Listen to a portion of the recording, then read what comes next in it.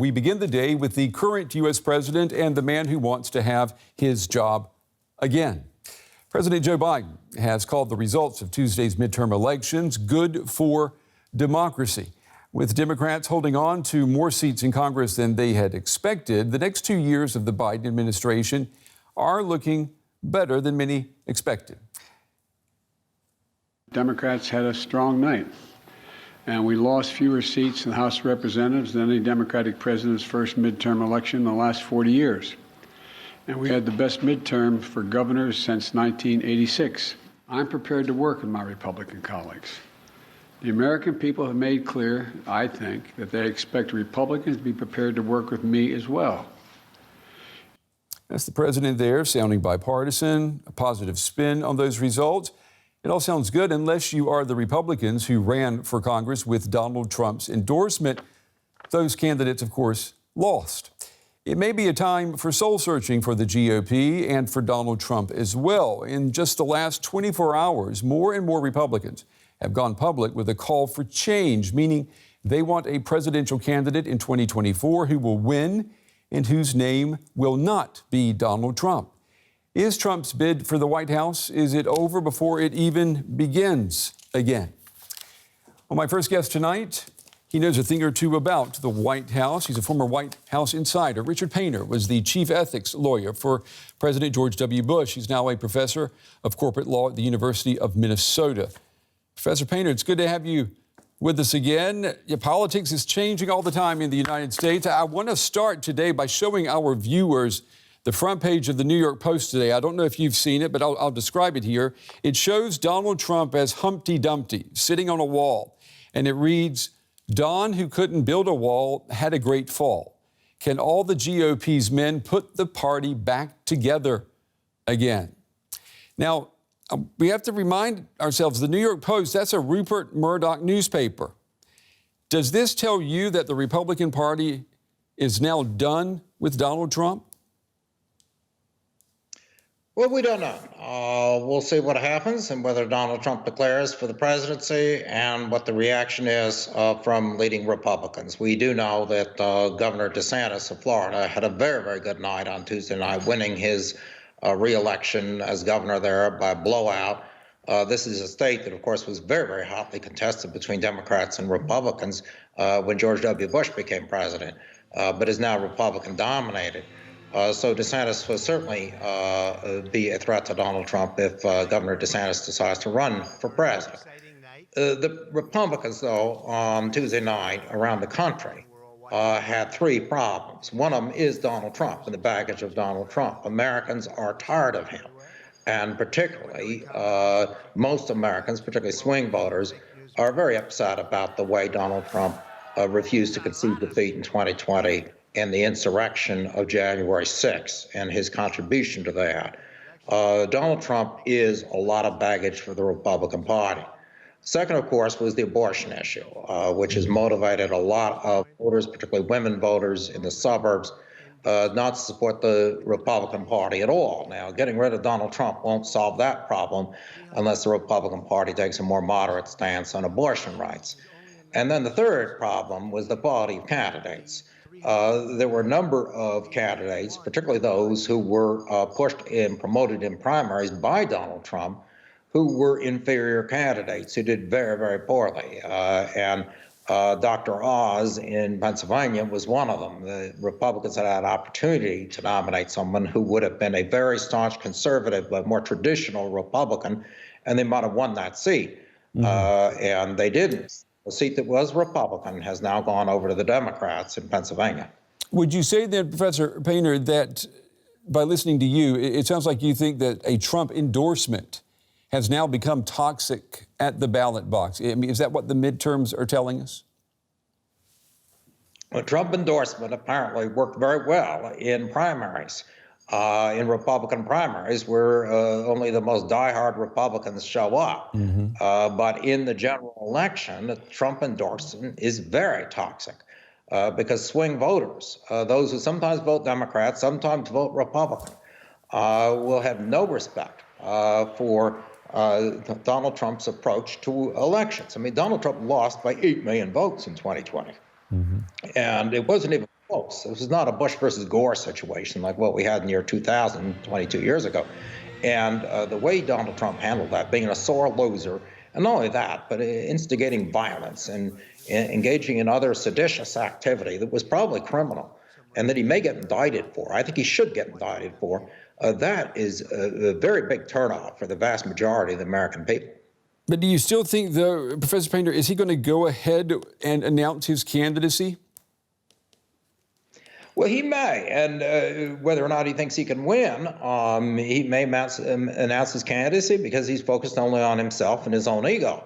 He also may think that announcing his candidacy will slow down the Department of Justice investigation and potential indictment of President Trump in connection with, in particular, the insurrection of January 6th and the attempt to overthrow the United States government. I mean, there was enormous amounts of evidence that has been made public now about his role in trying to do anything he could to stay in power, basically a self-coup, which has happened in many democracies, where someone who's in power wants to stay in power and will reject democratic elections. And we simply can't tolerate that in the United States, but he may want to declare his candidacy so the Department of Justice thinks, oh, gee, now it might be a political conflict of interest for us to indict him because he's now a candidate. We have to appoint a special counsel, and we have to delay this another 6 months or a year.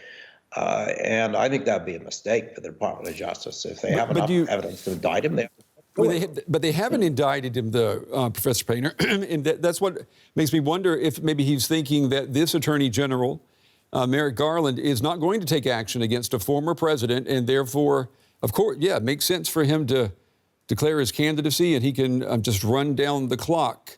I mean, do you think that the Justice Department is going to change course now that the midterms are over? Well, they certainly wouldn't have indicted him immediately before the end, the midterms. If they're going to indict him, they would indict him after the midterms. I believe the evidence is overwhelming. They probably want to let the January 6th committee finish up with its hearings. A lot of the evidence has been exposed there. I wrote an op-ed in the Washington Post with Professor Claire Finkelstein at the University of Pennsylvania. We laid out the case for indicting Donald Trump for criminal sedition in connection with his conduct after the election. He committed other crimes in office as well. I think the Attorney General needs to get going. We cannot have anyone who is above the law, not a president, not a former president, if we want to keep our representative democracy. Professor Richard Painter, as always, Mr. Painter, we appreciate your time and your insights. Always appreciated. Thank you. Thank you very much for having me.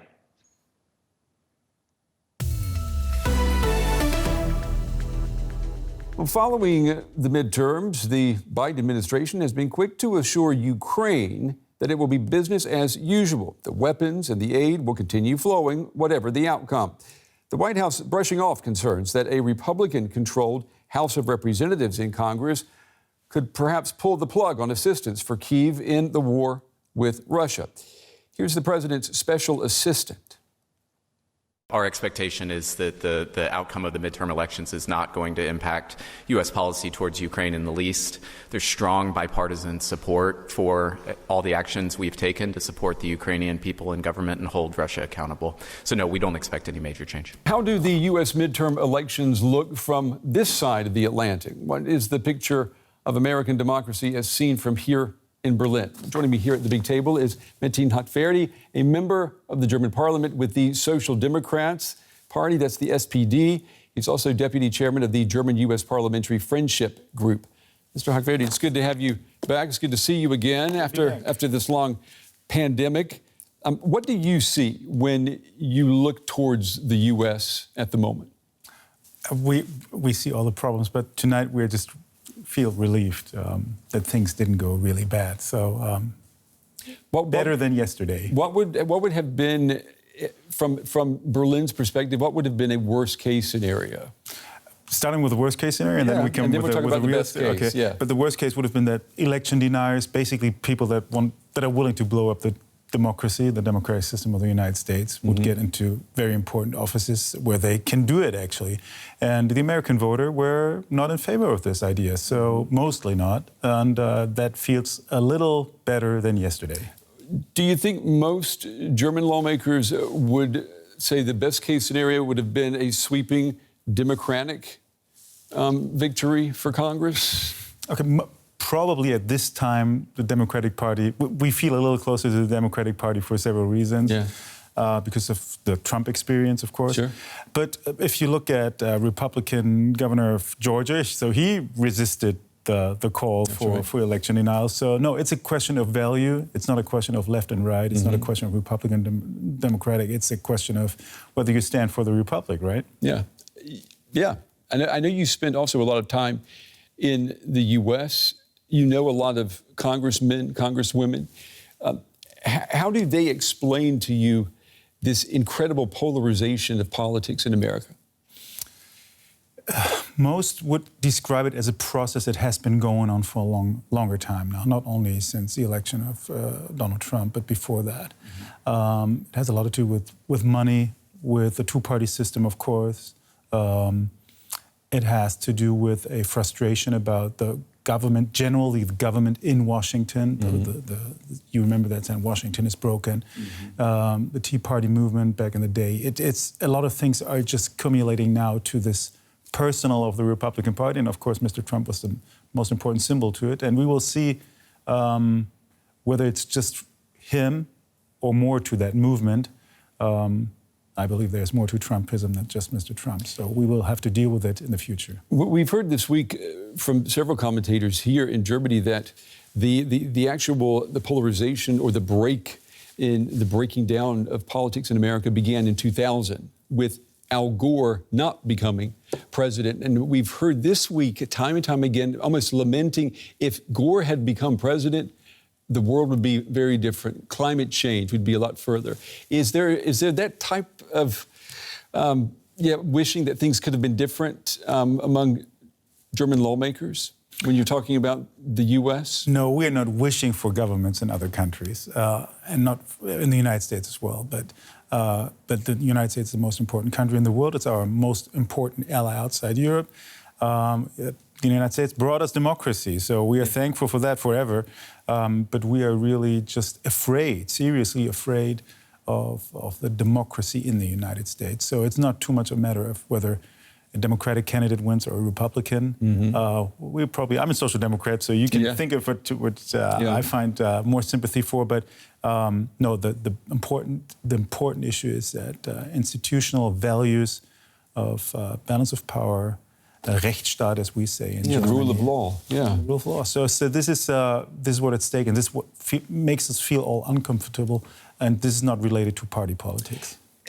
A considerable number of Republicans who were elected yesterday to Congress, Republicans, are election deniers. I mean, you even have some who say that Joe Biden is not the legitimate U.S. president. How do you, as a member of Parliament, how do you imagine working together with them when you go over to Washington? You go over all the time. I mean, how do you sit down and talk to them eye to eye and find common ground? If they're representative of that country, of their state, of their voting district, of their constituency, that's what they are. But then it's one value less we share, right? So it is a problem. It is a problem not only for the United States itself, but also for us and for the relationship. But you know, there are other countries around in the world where you don't share all the values. But do you really believe, Mr. Hagvedi, that these election deniers, do they really represent a majority of the people in the districts where they come from? Or are they, through the primary system, through gerrymandering of voting districts, of course, are they the result of extreme politics that's gotten through the system? Well, I would say after the Trump election, we all know about the deficits of the voting system of the United States at this point. So we're representing more people at the democratic value. Obviously, there are a lot of cases where it's not the case, right? So all the gerrymandering and all the other issues you mentioned. But at this point, this is what we have in the United States, right? So we have to accept that it's unfair. It's not representation is an issue. But who are we outside the United States to judge that? It is a business of the United States, and you know the history of Germany. So other people have also issues. I wish the best for the United States, for the people of the United States, but also, of course, for the world global order, because we need the country. Joe Biden versus Donald Trump in 2024, many say that is where we are headed.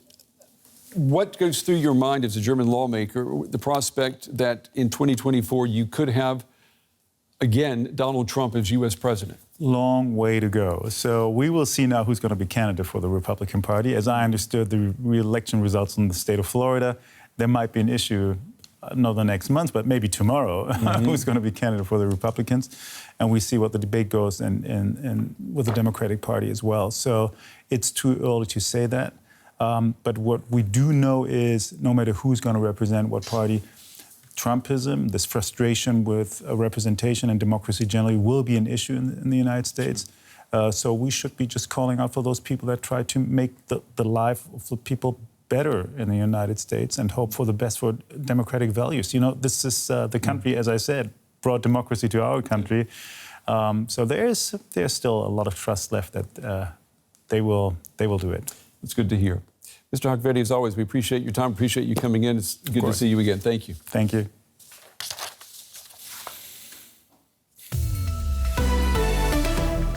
Hi, I'm Diane Macedo. Today on ABC News Live, we want to get right to our top story. Americans are casting their final votes on this election day in one of the most consequential midterms in decades. Votes are being counted in the crucial midterm elections in the United States. Simi, just after 8 p.m. there where you are, this is the hour when the first flood of results is expected. What should we be preparing for? But I just want to step back again and just look at this map. Right? That's not a red wave. That's nothing like a red wave. The Republican Party needs to do a really deep introspection look in the mirror right now, because this is an absolute disaster for the Republican Party, and we need to turn back. So the three big losers again: Donald. Yep. They all begin with the letter D. Dobbs, right? And election deniers. And that is how we in the news media, the mainstream media, if you will, reported the U.S. midterms on Tuesday. Tonight, we want to ask, did journalists get the story right? And to discuss that, I'm happy to welcome tonight Fatya Ungar-Sargon. She's Deputy Opinion Editor at Newsweek. She is also the author of the book, Bad News, How Woke Media is Undermining Democracy. It is a sobering assessment of what happened when journalism in the U.S. went from a blue-collar trade to a profession of the elites. Fatya, it's good to have you with us. So let me just start by asking you, how have the news media reported the story of the midterm elections in America?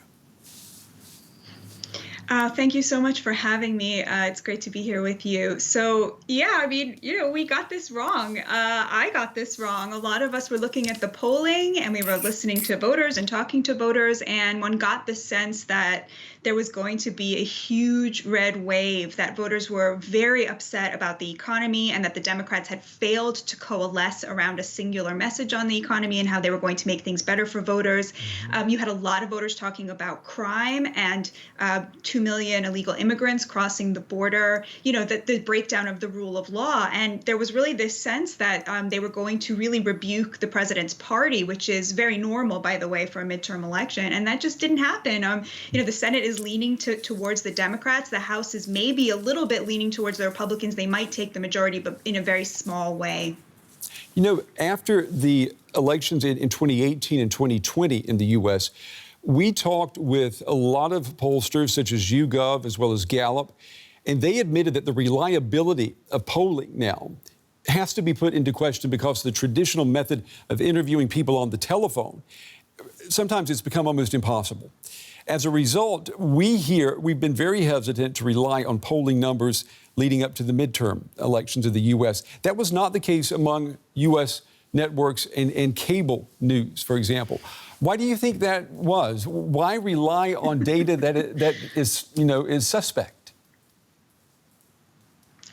That's a really great question. We got to fill the time somehow, right? No, but I mean, seriously, I do think that, we have in this country, it looks like a political divide, but it's not. It's really a class divide. We have two parties that by and large cater to the elites of either side, and then we have mass amounts of working class and middle class Americans who really rarely get to have their say. And our media, as I write in my book, is so deeply committed now to the voices of the elites that rather than going out and actually talking to voters, media characters, pundits, journalists, just like politicians, would rather sit there and look at numbers and then prognosticate about them. So I think it's that sort of disconnect between the media, which is really part of the elites today, and then, you know, the masses of Americans who don't get to have their say.